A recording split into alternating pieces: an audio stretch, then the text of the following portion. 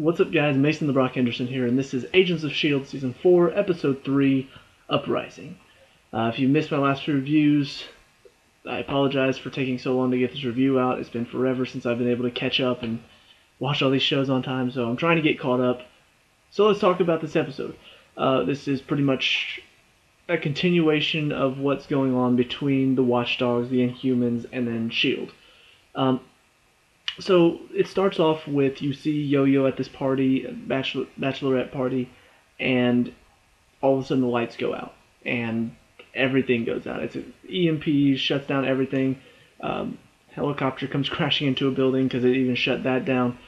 And it's not just happening in Miami; it's happened in several cities. So S.H.I.E.L.D. goes in. It's Coulson, Mac, and Fitz go in to save Yo-Yo and then also try to shut down the EMP devices. Meanwhile, Daisy is with Ghost Rider Robbie, and they go and pick up his brother Gabe, and then they're at his house, and some stuff happens there. Gabe pretty much figures out Daisy is an Inhuman, but doesn't want her anywhere near his brother. And then finally, you've also got May is dealing with the effects of whatever that ghost did to her, so she goes to Dr. Radcliffe, yes. Simmons takes her to Dr. Radcliffe, and they try to work on finding a solution. So, pretty much a good little setup for an episode because it all kind of connects together, and I like the fact that they started connecting these stories. Like at the beginning of the season, it seemed like there may be too many stories going on, and it seemed like it may get really clustered and just hard to follow. But they've actually done a very good job of tying it all together. I mean, what Robbie is going through, what he's trying to solve, that's also connected to what the Watchdogs are trying to do. Whatever this ghost is connected to him. And whatever S.H.I.E.L.D. is trying to do is connected to the Watchdogs. So they all sort of tie together somehow.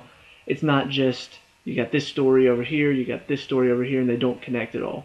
It's all connecting together very well. I guess if I do have one issue with this episode, I would say that the scene between Daisy and Gabe, Robbie's brother, where he's talking to her, it seems... I'm kind of confused by it. Because it seems like at first he's actually, okay with the fact that, oh yeah, you're Inhuman? That's fine. I completely understand. You're a good guy, I understand. But then all of a sudden he's like, I don't want you anywhere near my brother. You're not good people. But wait, you just said pretty much that she was, you're not going to tell anybody your secret. Now you're saying no? Like, what are you trying to say? Do you think she's a good person, or do you think she's not a good person? Make up your mind.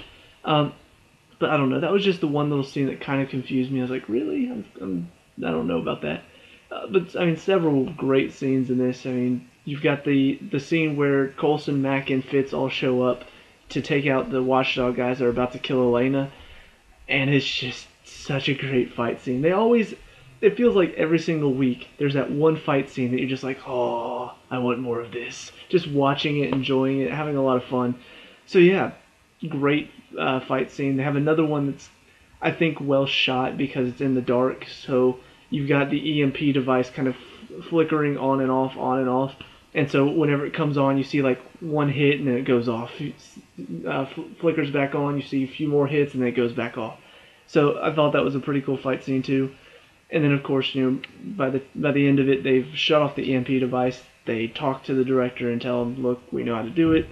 So, interesting little storyline for this one, turning off the EMP devices, learning that the Watchdogs have a lot more backing than they used to. So very interested to see who is behind them, because one thing that was pretty obvious at the end of this, after Jeffrey Mace comes out and says S.H.I.E.L.D. is back, we are here to help. The Inhumans were not behind the blackouts. Somebody targeting the Inhumans are. The senator, whatever her name is, she gets onto a press conference and says, I don't know who this guy is, but he's wrong. The Inhumans were clearly behind it. I have my sources that say they did it. So at that point, it's kind of clear, yeah, she's a bad guy. And sure enough, we hear her talking on the phone to somebody, and he's using some sort of voice changer, so don't know who he is, but he's clearly backing the Watchdogs, wants them to take out the Inhumans. and even delivers a report saying, look, it was not fully successful, but we managed to take out some of the Inhumans. So interested to see where that's going. She also has, I guess, an Inhuman husk or somebody turned to stone in her apartment thing. Don't know what that's about, but that sort of came out of nowhere. But yeah, so interesting story there for the rest of the season. The other thing, obviously, like I said earlier, going on, Simmons and Dr. Radcliffe trying to save May. Just kind of intense. I didn't think they were going to kill May off, but it was an intense episode with that going on in the background. They're trying to figure out how to do it. They're trying to figure out how to stop whatever's happening to her. They can't come up with a solution, so of course the best solution is to kill her and bring her back to life. Of course. And then of course, right before they're going to bring her back to life, tower shuts off, so now they can't use the paddles anymore. It's just like, great, everything's going wrong at once. But Radcliffe does come back with a self-charging battery type thing that is pretty much immune to the EMP and uses that to charge the shock paddles, and that brings her back, and she's fine now. So now they know how to deal with anybody who's been affected by the ghost. Just kill them and bring them back to life, of course. That's a good fix. But it is kind of interesting to see how are they going to deal with this ghost thing. Is there going to be a way to trap them? Is there going to be a way that they can actually study them? Because if you think about last season, no, 2 seasons ago, at the end of it, Gordon, the guy that could like flash everywhere, he could just disappear and reappear somewhere else, they actually were able to take a sample of his DNA. And so Fitz was able to create something that managed to short out his powers. Well, not really sure how they're going to be able to find the ability to trap these ghosts in one place, because obviously they can just walk through walls, and if they touch you, then you pretty much become crazy. So it's kind of like, what are they going to do? How are they going to solve this problem? How are they going to figure out how to solve this problem? So that's kind of interesting to see where they're going there. And I think that's about it, just as far as this episode goes. I really like where it's going. Like I said, the fight scenes are still amazing. I'm really enjoying the story overall, how it's all sort of coming together, how it's all connecting in certain ways and stuff like that. This is a very good episode. I think they've done a good job with what they've got. They've got the Ghost Rider in it. They've got this Inhuman war going on because of the Sokovia Accords. The Watchdogs want them out. And it'd be kind of interesting to see whether or not these Watchdogs are just Inhuman haters, or if they also feel this way about pretty much anything foreign, like any alien, like if they hate Thor, if they hate Hulk, if they hate all of these other superpowered beings, or if it's just the Inhumans.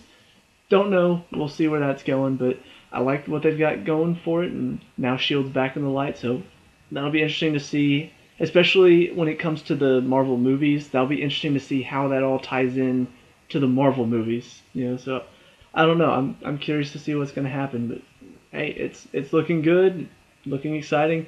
So let me know what you guys think down in the comment section below. What did you like and dislike about this episode? What do you want to see more of? What do you want to see less of? Let me know. We can talk about it, discuss all that good stuff.